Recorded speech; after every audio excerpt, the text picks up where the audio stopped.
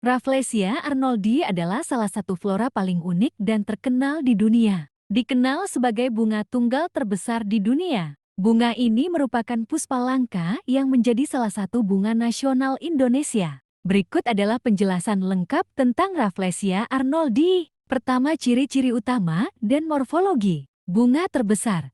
Saat mekar sempurna, diameternya bisa mencapai 70 hingga 110 cm. Sekitar 1 meter dengan berat mencapai 11 kg. Bukan tumbuhan sejati, ia adalah tumbuhan parasit obligat sejati, yang berarti tidak dapat hidup tanpa inangnya. Ia tidak memiliki akar, batang, maupun daun sejati, serta tidak memiliki klorofil. Parasit holoparasit.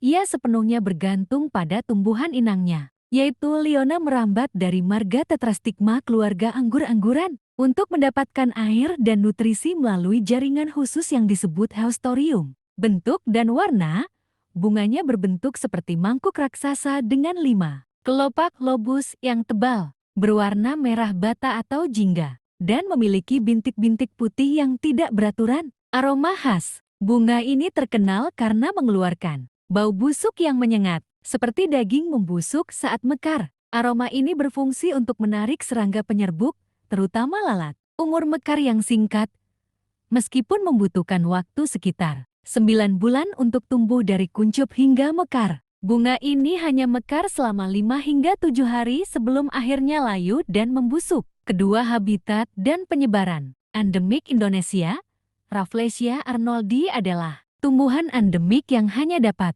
ditemukan di hutan hujan tropis di Pulau Sumatera, terutama di daerah Bengkulu dan sekitarnya dan beberapa bagian Kalimantan. Tumbuh di inang, ia hanya tumbuh di dalam jaringan inangnya, yaitu jenis-jenis tertentu dari marga tetrastigma yang biasanya ditemukan di hutan dengan kelembaban tinggi. Ketiga, klasifikasi dan status konservasi. Penemuan bunga ini pertama kali ditemukan pada tahun 1818 di hutan tropis Bengkulu oleh Dr. Joseph Arnold dan Sir Thomas Stamford Raffles, sehingga dinamakan Rafflesia arnoldi, puspa langka.